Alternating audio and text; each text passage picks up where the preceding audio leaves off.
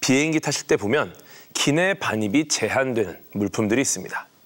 배터리, 표백제, 수은 제품, 이런 거에 반입이 제한될까요? 여기에도 화학이 숨어 있습니다. 우선 수은 제품, 온도계, 이런 거죠. 수은은 실온에서 유일하게 액체로 존재하는 금속인데요. 물처럼 흐르는 은이라고 해서 수은이라고 합니다. 비행기 몸체 알루미늄이 녹슬지 않게 하는 막을 훼손시켜서 비행기를 부식시키기 때문에 그렇습니다. 배터리 같은 경우는 우리가 주로 쓰는 리튬이온 배터리, 전력량이 160Wc를 넘으면 반입이 금지되고 그 이하여도 개수 제한이 있죠. 나중에 말씀드리겠지만 리튬이온 배터리는 충전이 가능한 대표적인 화학전지인데요. 열과 충격에 민감해서 폭발 위험이 있습니다. 그래서 비행기에 갖고 타실 때 제한이 있는 거죠. 또 표백제는 산화성 물질인데요. 표백제는 산화환원 반응을 이용해서 물건의 색소를 제거하는 제품이라서 불이 잘 붙습니다. 불이. 그래서 비행기에 갖고 타면 안 되는 거예요.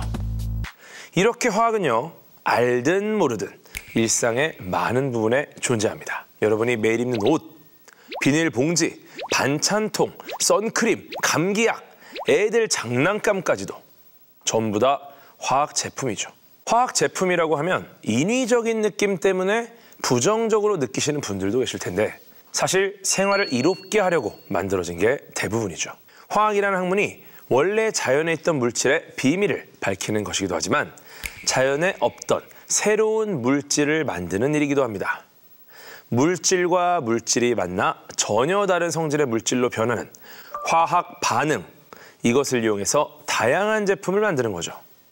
오늘은 물질을 전혀 다른 물질로 바꾸는 마법, 마치 마법과 같은 화학 반응에 대해 알아볼 건데요. 그나마 저희가 좀 익숙한 산염기 반응과 산화환원 반응에 대해서 오늘 말씀드려볼까 합니다. 산염기, 산화환원, 전혀 익숙하지 않으시다고요? 단어만 그렇지 분명히 들어보시면 낯익은 내용입니다. 먼저 산과 염기. 산과 염기보다는 산과 알칼리. 이렇게 하면 좀 익숙하실 거예요. 어릴 때 리트머스지로 산성, 알칼리성, 색깔 바뀌는 거 실험해 보셨을 텐데요. 파란 리트머스지에 산성 물질을 갖다 대면 빨갛게 되고요. 빨간 리트머스지에 알칼리성 물질을 묻히면 파랗게 되죠. 리트머스지는 리트머스라는 사람이 만든 게 아니고 리트머스 이끼로 만든 종이라서 리트머스지라고 부릅니다. 산과 알칼리는 이 리트머스지의 색깔만 다르게 바꾸는 게 아니라 서로 다른 성질을 갖고 있어요. 먼저 산이나 산성 물질은요. 산성비랑 위산 같은 거 생각해 보시면 대충 느낌이 오실 거예요. 산성비, 건물을 부식시키죠. 위산은 음식을 소화시킵니다. 레몬이나 식초 같은 것도 산이죠. 그러니까 신맛이 있고 철이나 아연 같은 금속을 부식시킬 수 있는 약간 그런 성질이 있습니다. 염기는 아까 알칼리라고 말씀드렸는데 사실 염기가 조금 더 큰 개념인데 일상적으로는 비슷하게 쓰이고 있습니다. 알칼리는요, 타고남은 재에서 나온 말이에요. 타고남은 재. 그래서 재를 물에 타서 만든 양잿물, 알칼리성입니다. 세제나 표백제, 역시 알칼리입니다. 이런 염기성 물질은 특징이 일단 쓴맛이 나고요. 손으로 만졌을 때 미끌미끌합니다. 특징을 체험해 보시려고 굳이 드실 필요는 없다는 거, 네, 기억해 주시고요. 먹지 마세요. 먹는 거 아니에요. 이렇게 산이랑 염기는 서로 성질이 다릅니다. 그런데 시큼한 건 산, 쓴 건 염기. 이런 건 저희가 그냥 알 수 있는 산과 염기의 성질이지 산과 염기의 정의는 아닙니다. 산과 염기의 화학적 정의는요. 20세기 초에 요하네스 브랜스테드라는 분이랑 토머스 롤이라는 분이 정의한 버전이 통용되고 있는데 두 분은 각각 덴마크랑 영국 출신 화학자입니다. 보통 이런 거는 같이 연구해서 이름이 같이 실리지 않습니까? 그런데 이 두 분은 서로 동료가 아닙니다. 남남입니다. 그냥 비슷한 시기에 비슷한 이론을 제시하니까 어떡하지? 합쳐. 그래서 그걸 합쳐가지고 브랜스테드 로울이 산염기 정의라고 하는 거죠. 네, 거의 뭐 타이밍이 비슷했다는 겁니다. 이 정의에 따르면요, 산은 수소이온을 줄 수 있는 물질을 말하고요, 염기는 수소이온을 받을 수 있는 물질을 말합니다. 좀 어렵죠? 네, 그냥 여러분이 잘 아시는 pH 지수 생각하시면 돼요. pH 지수에서 H가 수소이온의 약자입니다. pH 지수를 잠깐 살펴보면요, 물과 같은 중성 물질이 pH 7입니다. 7. 7을 기준으로 그거보다 수치가 낮으면 산성, 높으면 염기성이에요. 일반적으로 우리가 아는 물에 녹는 물질은 산성, 염기성, 중성, 이 중에 하나에 속하는데요. 중성에서 멀어질수록 산성이나 염기성이 강하다고 볼 수 있습니다. 식초, 오렌지 주스, 커피 같은 건 산성이고요, 비누, 치약, 세제 같은 건 염기성이죠. 우리 몸에도 산성과 염기성이 있는데요, 위액은 아시다시피 대표적인 강산성 물질이고요, 피부 같은 경우는 건강한 피부가 pH 5.5 정도의 약산성입니다.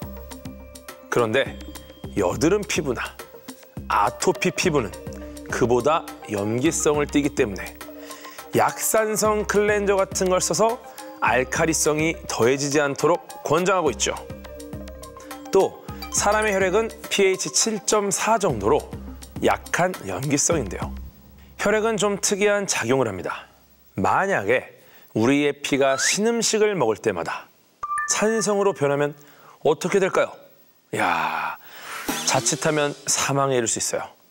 그래서 우리의 피는 산성이나 염기성 물질이 들어왔을 때도 늘 pH 7.4 정도를 유지할 수 있도록 반응 체계를 가지고 있습니다. 이걸 혈액의 완충작용이라고 부르는데요, 이런 혈액의 완충작용이 가능한 이유는 바로 혈액 속에 산이나 염기가 그 짝이 되는 염기와 산을 동시에 갖고 있어서 pH 농도를 일정하게 유지할 수 있기 때문입니다. 이렇게 산에 염기를 가하거나 염기에 산을 가하면 그 성질을 잃어버리고 중성인 물이 만들어지는데, 이 반응을 중화 반응이라고 합니다. 이런 중화 반응은 실생활에서도 많이 나타나는데요, 예를 들어 위산 과다로 속이 쓰리면 우리가 제산제를 먹죠. 제산제는 염기성 물질로 위산과 반응해서 중화시키는 역할을 합니다. 또 산성화된 땅에 염기인 석회를 사용하면 땅이 중화되고요, 생선 비린내 없앨 때 레몬즙을 뿌리는 것도 비린내가 나게 만드는 물질이 염기성이기 때문에 이걸 중화시키기 위해서 산성 물질인 레몬을 쓰는 겁니다. 그런데 여기서 여러분의 안전을 위해서 한 가지만 더 말씀드리면요, 본의 아니게 여러분이 강한 산성이나 염기성 물질을 삼키게 되는 경우가 있을 수 있어요. 특히 우리 어린아이들, 어린 친구들 같은 경우에 충분히 이런 사고가 있을 수 있죠. 이때 중화 반응을 유도한다고 다른 염기나 산성 물질을 먹는다? 이거 될까요, 안 될까요? 여러분, 안 됩니다. 절대 안 돼요. 이런 사고가 있을 때는요, 물을 최대한 섭취해서 몸에 들어간 강산성이나 강염기성 물질을 가능한 한 빨리 빼내는 게 중요합니다. 절대 여러분 몸으로 산염기 반응을 실험하시면 안 된다는 점, 안전상식으로 말씀드립니다.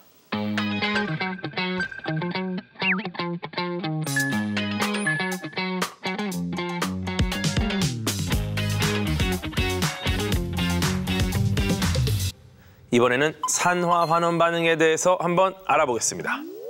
산화된다는 건 깎아놓은 사과가 갈변하거나 쇠붙이가 녹슬거나 하는 그런 현상을 말하는데요.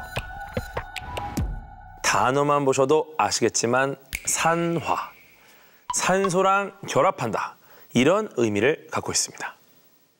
산소는 반응성이 매우 좋은 원소입니다.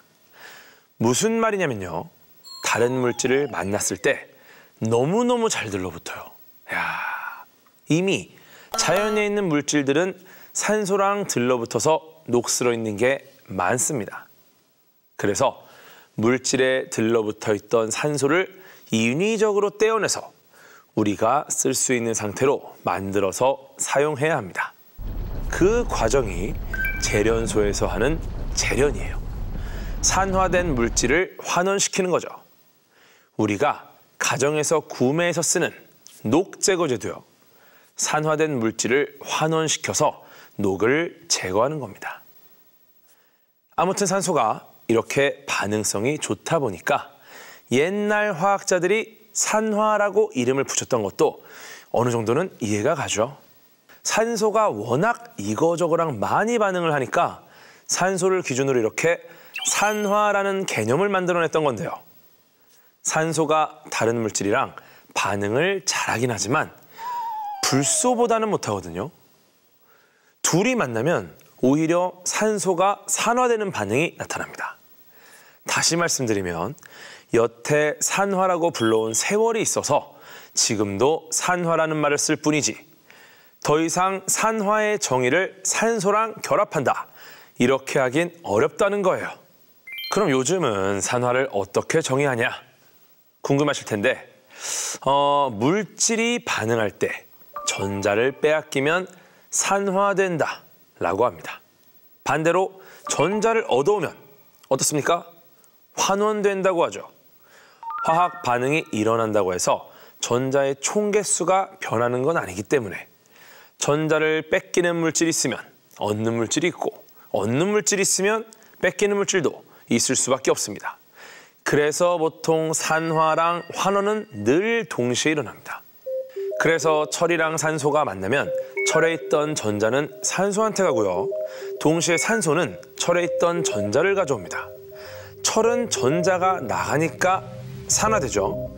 산소는 전자가 들어오니까 환원되는 겁니다. 우리 겨울에 많이 쓰시는 핫팩, 손난로 있죠? 핫팩 안에는 철가루가 들어있어요. 그리고 이 철가루가 산소랑 잘 결합하게 도와주는 물질도 있습니다. 그래서 비닐 포장을 까면 안쪽에 철가루 파우치랑 산소랑 만나게 되고요. 산소랑 철이 결합하면서 열이 발생합니다. 그걸로 핫팩이 따뜻해지는 거예요. 그리고 모든 철가루가 산화되면 더 이상 반응이 일어나지 않기 때문에 핫팩을 아무리 흔들어도 다시 따뜻해지지 않습니다. 흔들 때마다 마찰열 때문에 따뜻해지는구나 생각하시는 분들 많이 계십니다. 그게 아닙니다. 흔들면 빨리 따뜻해지는 이유는 산소가 그만큼 잘 들어가게 만드는 겁니다. 그러니까 더 이상 완전히 반응이 끝나면 흔들어도 안 따뜻해진다는 거예요. 아시겠죠? 지금까지 말씀드린 사례들, 쇠가 녹슬고 사과가 갈변하고 이런 것들은 산화가 비교적 천천히 일어나는 건데요. 하지만 산화 반응이 빛과 열을 내면서 아주 급격하게 강렬하게 일어날 때도 많습니다. 이게 우리가 말하는 연소예요. 뭔가 타는 거죠. 실생활에서 볼 수 있는 대표적인 연소 반응은 가스레인지를 켜시면 바로 보실 수 있습니다.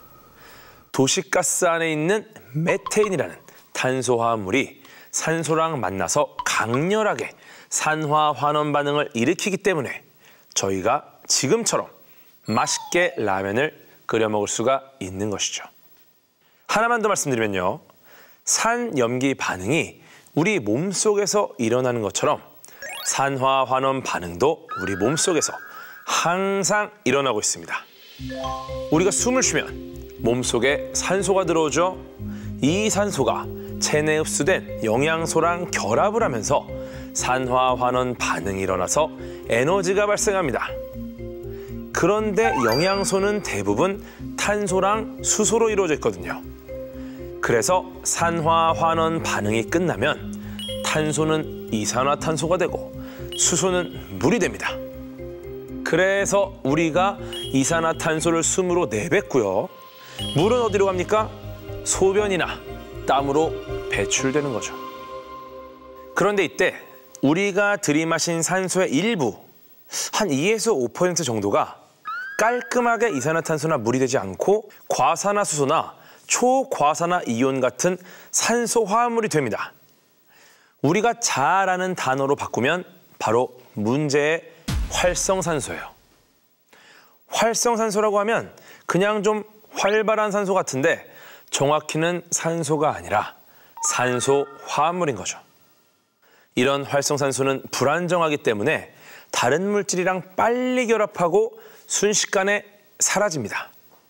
그런데 그 짧은 시간에 우리 몸의 세포랑 조직에 엄청난 영향을 미칩니다. 세균도 공격하고요. 거기서 멈추면 좋은데 우리 몸의 세포까지 공격합니다. 그래서 노화라든지 면역 저하, 암 같은 걸 유발한다고 하는 거예요. 그러니까 적당하면 괜찮은데 많으면 문제가 되는 겁니다. 이미 생긴 활성산소를 줄이는 것보다는 애초에 덜 생기게 하는 게 효과가 있다고 하는데요. 방법은 맨날 들으시는 그겁니다. 소식하고요. 비타민 챙겨 드시고요. 적당히 너무 심하지 않게 운동하시고요. 스트레스 덜 받고요. 그러면 몸속에 항산화 효소가 증가해서 활성산소의 악영향을 줄일 수 있다고 합니다. 근데 이게 쉬운 일이 아니죠. 건강하게 살기가 이렇게 어렵습니다.